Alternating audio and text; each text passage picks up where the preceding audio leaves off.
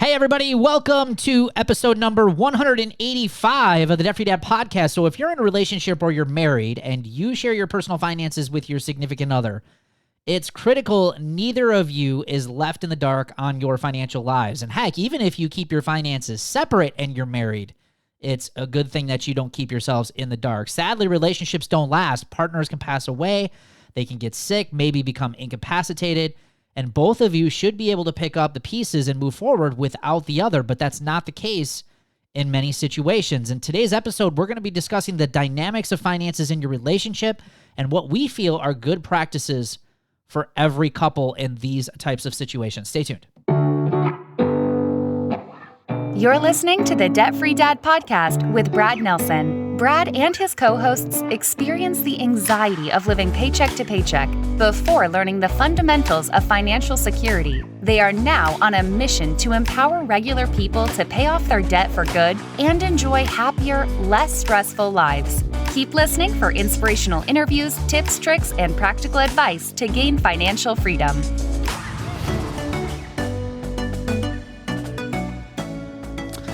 Hey, how is everyone doing today? You can find us on Facebook, TikTok, YouTube, and Instagram. Just search Brad Nelson, Debt Free Dad. And as always, welcome to today's show. Remember to get all the resources, show notes, and links for today's show.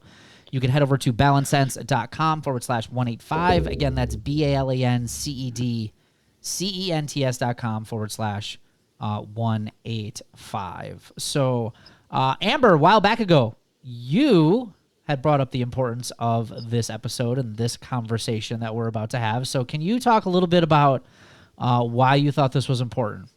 Oh my gosh. Yeah. I have a friend who gave me permission to share her story. But she was recently separated from her partner, and they, in the last few years, had become debt free. They watched me do it. They were like, oh my gosh, how do we do this? And they went ahead and did it. And, they were living a debt-free life, or so she thought. They had worked really hard to pay off all their debt. They started living on cash, and she was letting her partner take care of all the budgeting, paying the bills, doing the finances of the household and her business. So she had offered to help a few times, get involved, but he was always just like, no, it's fine. I'll take care of it. It's fine. I don't want that on your plate. So during their separation, she came to realize that he had taken out a loan without her knowledge. And it was a home equity line of credit. And he had gotten behind on bills like their property taxes, stuff like that. And she was entirely in the dark about it. She had no idea.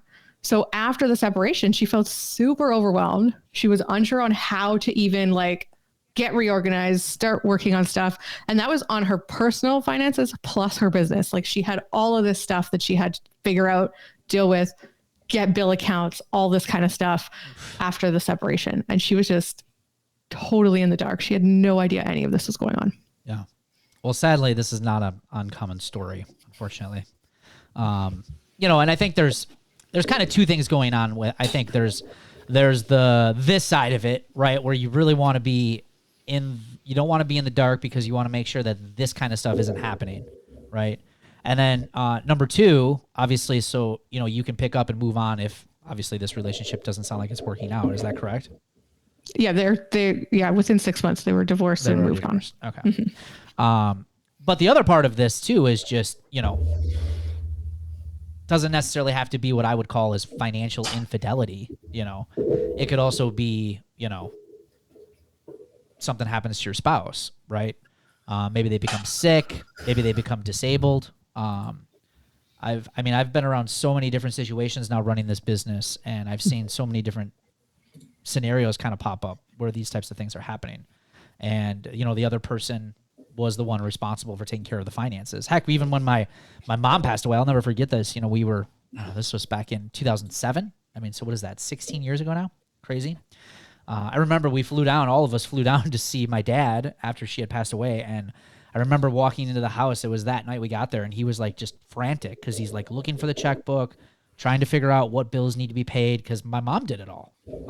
My dad didn't do any of it. And so I remember how stressed he was during that time trying to figure out where everything was. And, my mom and dad were in a good financial position. It's not like they were hurting or anything, but just the overwhelming amount of stress that he had of trying to kind of navigate something that he's never done before, especially during that time. And I've gone through this, obviously. Obviously Sarah passed away, and but we both knew, and I will say that's why I think this episode is really good, because we both knew everything about our finances. We knew where our accounts were. We had master spreadsheets set up. We had account numbers and all of the stuff all in one central location. And so that way, if something ever happened to either one of us, all that information is there. Now, admittedly, I will say, would it have been a little harder for her than it was for me? Yes, I would admit that, but she still would have had everything. Would have taken her a little bit more time probably than it did for me, but she still would have had everything to be able to move forward. Because in our relationship, I took care of a lot of like the investing side and those accounts, but she knew where they were and how to access them and how to look at them and all that kind of stuff if she needed to. But I see it all the time though, where one person kind of takes charge of this, and the other person either is the one choosing not to participate. They could be just saying, they handle it, I don't have to deal with it, right? It's just one less thing I have to handle. But what if something does happen and you need to handle it? And I think that's kind of the point of today's show. So how would you guys feel you guys handle this? Obviously, Katie, I know you're single. Probably haven't had quite to deal with all of this, but maybe you have in the past. I don't know. What do you guys think about this? How should this work, or at least how has this worked in your relationships? I think for us, it's been predominantly me doing the work, and we have shared spreadsheets, Google Sheets. And my wife can see them, and she will look at them from time to time. I wish she were a little bit more involved. She has a tendency to wait and pile up the questions and then ask a bunch of them at one time. That's frustrating, but she has access to everything. And I think if something were to happen to me, she would probably be very similar to your story in that she could piece her way through it. She's got all the accounts, all the logins, it's all written down, but she'd have to start making some decisions and figuring things out on her own. But I don't keep anything a secret from her. Right. And anytime she asks, like I say, these 10 or 15 questions that tend to come at me at once, I answer them all. They're a little frustrating, but, tell us how you really feel, Chris. Yeah. It's, like, couldn't you have asked that 2 months ago? And, because it's now you got to log in, you got to go back, and it's not easy, but it's not hard either. Okay, it's being petty, I think, to some degree. What kind of I need to know. Like, what kind of a question is she asking you that's annoying? Okay, recently she's like, "How much did we have in our investment account when we sold the house last year?" Oh, okay. How much is in there now? And it's like, really. She wants to see your progress. Well, that's true, and I don't have a problem with it. But then it's like another question like that, and then another question like that, and it's like, now it's like I'm getting punched in the face here. But I love her to death, and again, I don't keep anything a secret from her. I just wish she would ask these questions a little bit more often, but she could piece it together if she had to. I really think she could. She's got access to everything. Yeah. Amber, what about you? Well, for us, Paul would be screwed. No, I'm just kidding. No, he knows where everything is. He knows he can log into the computer, check the spreadsheets, get into all the bill accounts. It's all in a folder. So he knows where everything is. It would take him a minute because I do most of the stuff. But we have regular date nights where we go over our budget and goals and stuff. So like we kind of talk about stuff then. And he'd figure it out. Yeah. Do you think he'd feel the same way, or do you think it would stress him out? It would stress him out, or he would like let it lapse. I bet you, like he would probably miss some bills at first. Yeah. Mm-hmm. Yeah. Because you don't do automatic payments, do you? No. Yeah, you don't do those. Okay, I remember that. I'm a little controlling. Yeah. There's actually more people that are like that. That don't do them. I do them. But yeah, there are definitely people that don't. I don't auto pay my cable bill because they always want to jack up the rates like randomly every so often. I'm like, no, you don't get your money until I've looked at this bill. Yeah. So yeah, they are notorious for that. Yeah, I think for us, when it comes to money, we definitely, I wouldn't say secrets, in our prior years. But we kind of just had it where, I kind of spent what I wanted and did what I wanted for the most part. And she kind of did what she wanted for the most part. And then it was usually like, why did you spend this? Why did I spend that? And just a lot of fighting and all of that sort of stuff. Now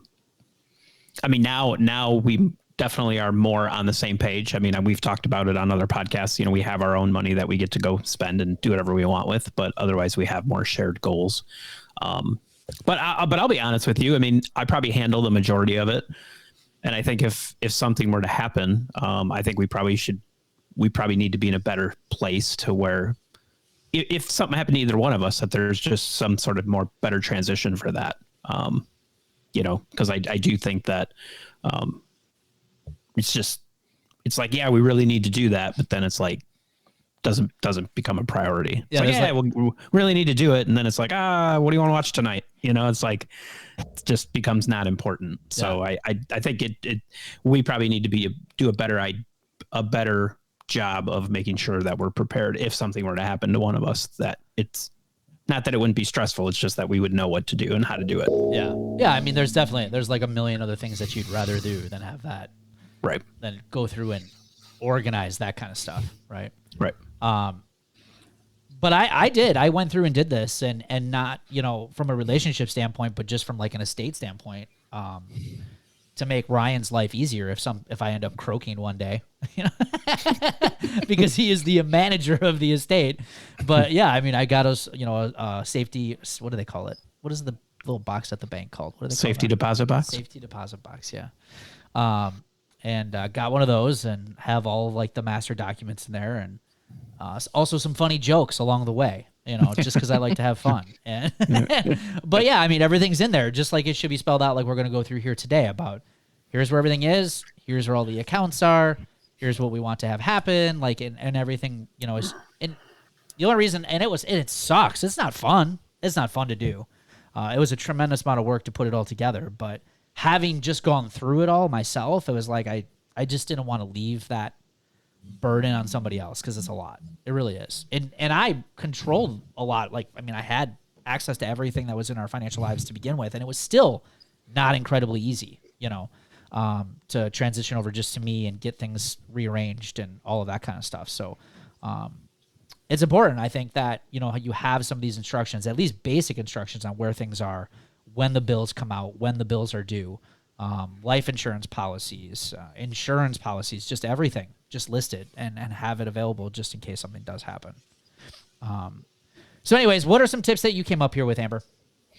Well, I mean, the biggest tip is just have clean and open communication. And I think that's huge when you're sharing a life with a partner. Have that regular money date nights. We used to do them every month. Now every quarter, so the more you get comfortable with it, like now our budget and everything's on autopilot. But just, sharing if anything changes, if you're going to switch accounts or do something, like that should probably be talked about and shared, and then go over any goals and desires for your money is really important to have those shared goals, but also like, I don't have the same goals as my husband does. So we need to kind of know and respect where each other want to go as well. Right. Right. And I mean, and you guys actually have, you have a similar situation that I've had, because, Santa ran a business, you have a business. That adds kind of like an extra layer to this. So if you own your own business, or you're an entrepreneur, or you have side hustles and things like that, there's actually even more stuff. I mean, Chris, you have an ice cream shop. What would happen there, you think? Well, it's interesting you asked that question, because there's the TV show Shark Tank, and I remember Kevin O'Leary used to always talk about on Shark Tank, well, what if you got hit by a bus? He would ask people that question. So lately I have one lady who I trust very much, who I've begun to put her through, what if Chris gets hit by a bus training? We've actually called it that. What would happen if I got hit by a bus? And interestingly enough, is her daytime job is she drives a school bus. So I joked one day, I'm like, wait a minute, I'm putting you through what happens if Chris gets hit by a bus training, but what if you hit me with a bus? That'd be ironic, wouldn't it? But that's a side tangent. There's, obviously how to run the business. I've tried to begin training other people how to do that, document a lot of it. That way you could just keep going. but Helen's made it very clear that from a financial perspective, she's just going to sell it as quickly as she can and get out of it, because that's a different topic. She would not be able to come in here and figure out the financial side of it, at least where it is now, because heck, I'm still trying to figure a lot of it out myself. Right. So, but I have begun to think about that, is what would happen if something happened to me with this business, to keep it at least running until she could sell it or figure out what to do with it. And so it's kind of a good reminder for me that I need to keep on that journey from the business side of things. And I do want to point out, Amber, you talked about going over goals and desires. I mean, Helen and I do that. We share everything. Sometimes she just doesn't remember a lot of the things because it's not as important to her. But I do like the idea of sort of a quarterly date night. That's probably something we should do, just to talk about it a little more. We talk about everything, but those shared goals and things we talk about. But probably I should start to include the business in that as well. Now I've rambled long enough. Sorry. No, you know what? It's funny because some of our quarterly date nights are me getting like, Paul, really? You need to know these things. Like it's a forced date night on my part. And I would say for single people too, have something written down, because I'm like, oh, I'm listening to all this and I'm like, if something happens to me, who's going to go through all my stuff? Who's going to know how to get into all my stuff? Because I don't have somebody that just could log in easily. Yep, you got it. And I got to tell you, it is not a very easy thing to do. And it was my spouse that passed away. Like, think about it being, like just your parents having to do it or somebody else. It's not easy. Lots of work. Okay, this is a little cryptic, but I seen on the news maybe a few months ago that people are struggling to get into like their loved ones' phones after they pass. And they actually have to ask and go to their body to get like their fingerprint or something to get into their phone. Yeah, if they don't have if they don't have a passcode. Like somebody you trust should at least have your passcode to get into your things. Right. Because they're worried about like their family photos and like stuff like that are on this phone they can never get if they don't have that. Right. Yep. Anyway. Yep. We obviously I had passcodes for all that stuff, so I don't have to worry about it. But that's true. Yeah, it's very true. I mean, and they don't give those passcodes out, I don't think. In fact, I think there was a big article about this a while back ago. I don't know if this is still the case, but where the FBI would like go to Apple to get passcodes on, they just wouldn't give them to them because it's part of the security features of the phone. I don't know if that's still the case or if there's a legal way for them to do that now, but yeah, all things to consider for sure. So I think, knowing the details of where to find everything. So like I said, we have just a little box at the bank where everything is for me. And same thing with you. I mean, I think I would recommend the same thing for you, Katie. I mean, I'm single now, and all I'm doing is basically just putting all this information out there for, Ryan or who, the next trustee, if Ryan doesn't want to do it, that will come in and be able to take care of a lot of that stuff for us. So whether you're married or you're single, I mean, I think it's all good things. So things like your savings accounts, your checking accounts, any investments that you hold, all of your debts, like what debts do you have out there? What are the account numbers? When do the bills get paid each month? And all of those just details, things like passwords and I mean, just everything, anything and everything where you have money coming out from should just be listed in just a simple document and how they can get into it. Now I get over time passwords change and everything. I mean, that's obviously an obstacle that I don't think you're going to be able to overcome perfectly. But at least knowing where everything is, I think is a great start for a lot of people that might have to go through and start figuring some things out for you. Yeah. Go ahead.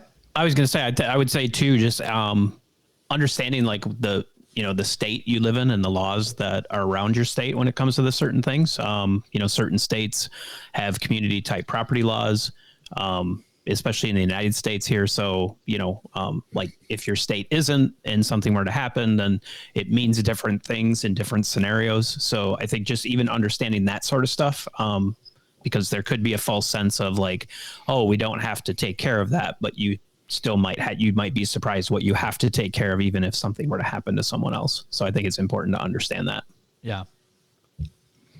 I like this next part that you brought up here, Amber, this is just important I think across the board. I see this happen in some relationships where the relationship ends and one person had everything in their name and the other person had literally nothing. And like, let's give you a scenario. Let's say it's an abusive relationship and the abuser has everything in their name and the abusee, the person that's being abused, has nothing in their name, literally has no financial foundation whatsoever to be able to get out of that situation, find a place to live, find rent, or be able to rent, be able to do things on their own because they have literally not established themselves at all because the other person has pretty much done everything. Now, that might be because that person is an abuser, right? So hopefully that's not your situation, but it's critically important that you don't allow everything to be just in one person's name. Make sure, both of your names are on whatever bills that you share, especially if you're married, like your utility bills, your cable bills, obviously your mortgage, if that's possible. Any of those things that you guys have, like your water bill, just anything, all of those things should have both of your names on it. So that way, if for some reason the relationship does end and you need to move on, you have some sort of history or trade line, so to speak, that you could show like, hey, I'm paying my bills and this bill's in my name, and making sure that you're doing some of those things. It also allows you to have the proof of residency too. Cause like sometimes you need that and people like different places will be like, where do you live? If you don't, let's say maybe you need a license and something else. You don't have any bills in your name. It's going to be really hard to prove that. Yeah. Yeah, absolutely. And kind of like what Ryan was just saying, last thing I want to share too is just, I'm not a big credit score person. Like I don't really, we don't really talk about credit scores and the importance of credit scores on the show that much. But, it is important to at least see what's going on in your credit report. So especially if you're in a situation kind of like what Amber described opening up the show, where if you have someone who has gone through financial infidelity where their partner or spouse was hiding things. We've definitely have seen here where partners and spouses have taken out debt in the other person's name without the other person knowing about it. And if you're not checking those things on a regular basis, sometimes those things can get missed, whereas opposed to if you're checking your credit report more regularly, and it doesn't have to be like you got to check it every week or anything, but if you're checking it regularly, you can at least see what's going on with it and if any accounts have been open in your name. One thing that you can go to is absolutely free. You go to annualcreditreport.com. You get one free credit report a year. You can download all three from the bureaus here, at least in the United States. And then we're in Canada. You guys are doing it where? Yeah, Canada, we have like Borrowell where you can actually check it monthly for free. And it's just an app. And then you could also get your free reports from TransUnion and Equifax, and they'll just mail it to you. Yeah. So we posted this. Go ahead, Chris. I'm sorry. I was going to say, just my little twist on things is if you're going to do that, don't do all three of them at one time. Wait and do one every 3 months. That way you can sort of keep on track of it, because you get one free credit report from each of the bureaus, and there's three of them. So if you space them out every 3 months, by the time you're ready for the first one again, it's been a year. Yeah, that's good advice. Yep, thanks for sharing that. We posted this in our group and on our page, feedback from people. Ryan, we got any good comments that we want to share about this, and what you want to go ahead and read the question that we asked in there? Yeah, so the question that we asked was, if something happened to you or your partner, would the other be able to handle the daily money responsibilities with little stress or worry? Paying bills, knowing accounts, what to do, etc. So, we did have someone just very open and honest. They had lost their partner a week ago, Friday, and just said all they can say is it's not easy. Yeah. Doing anything right at the moment's not easy, but this, it is not easy to handle. Another one, I'm a single mom with no help, so I'm already there. I have trust for my daughter so that if something happens, she's taken care of. We have some people saying he should. Yeah. So my calendar planner has all the accounts listed with logins. Calendar is filled out when things are due. That would be amazing. Mm-hmm. To have all that information. But it could definitely, I could see that being overwhelming regardless, having all that info. But let me see what else we have. Tons of comments came through here, so just kind of parsing through them again. Ivy says, I would, because I handle all the money. He probably wouldn't know, but he's very smart and could figure it out. My life insurance would cover all the debt, and he'd be able to live well for a few years. So, yep. Lindsay says, I could, but my significant other couldn't. Yeah. I think that's common, right? To have like one person primarily doing most of the day-to-day stuff. Yeah. It's pretty common. So, I mean, I think it is too. And I don't think there's anything really wrong with that as much as just making sure that the two of you are in the know of what's going on. Right. Yeah. Because it's challenging. It's a lot. Like I was just talking about this on another podcast I was in an interview on here earlier today, and we got in this conversation. And when something like this happens, it almost becomes like another full-time job of trying to get things reorganized and, realigned to this new way of life. It's a lot. And if you have no involvement whatsoever, I mean, be prepared. It is going to be hell. It really, really will. It is not easy at all, as this person who just lost their partner here this past week is saying. So, yeah, super important. All right, guys. So get on it. If you're not talking about your finances and not having those conversations, especially those of you who are being a little bit more on the lazy side and let your partner do it all, it's time to step it up a little bit and get back into it. We're going to take a quick commercial break and do celebrations. So the Totally Awesome Debt Freedom Planner is helping so many people make consistent progress with their finances. Whether that be building emergency funds, paying down bills, budgeting, tracking paydays, saving up for larger purchases, goal planning, and planning for those irregular yearly expenses that always seem to catch you by surprise. Now, the Debt Freedom Planner will help you take the stress out of managing your money. And if the thought is running through your mind, hey, I just need to have a simple tool to get my finances together, this planner is perfect for you. Head over to therealdebtfreedad.com, click on the Debt Freedom Planner in the menu at the top of the page, and order your Debt Freedom Planner today.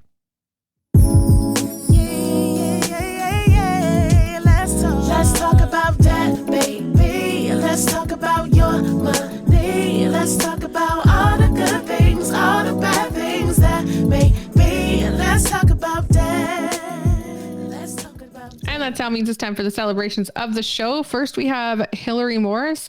I checked my debt snowball and I have now paid off $3,802.29 since June 1st. And that's with having the slowest month ever in my side gig. Yeah, that's incredible. That's just in 60 days. 60 days, $3,800 swing in debt paid off. That's awesome. Way to go, Hillary. Mary Southard paid cash for my daughter's new lenses. Cash for a dryer, $923 towards debt, $190 to sinking funds, $50 to my Christmas fund, $200 for school clothes, $20 to save for my Roots membership next year, $200 to the health account. August budget is done, and most of the bills are already paid for the month. And this was celebrated here right at the end of July, Mary. Those are incredible wins. Fantastic. And talk about being a budgeting rock star. Way to go. And Patrice Johnson, I met my goal to have 3 months of expenses saved in my emergency fund. Yeah, that's incredible, Patrice. Congratulations to you. She became debt-free within 1 year of joining Roots. That's absolutely crushing it. Great job. Nancy Munoz, I found out bills that I was thinking of paying today. I had already scheduled earlier in the month, one of those auto pay people. Discussed my husband's retirement pension and 401k, and we have figured out that we can retire. He will retire in January, and I will do 2 more school years. Way to go. Awesome. Way to go, Nancy.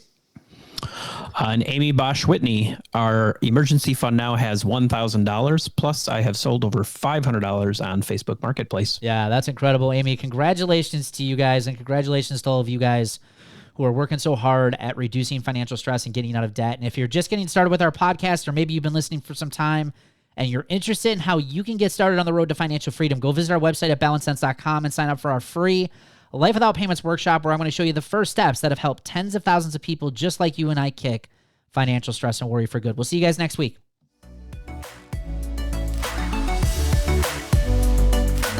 Thanks for listening to the Debt Free Dad podcast. Connect with us on Facebook, TikTok, YouTube, and Instagram at Brad Nelson Debt Free Dad. If you found value in today's episode, please leave a rating and review. We so appreciate it. For resources, show notes, and links mentioned in today's show, visit balancedsense.com. That's balancedsense, CENTS.com. Catch you next week.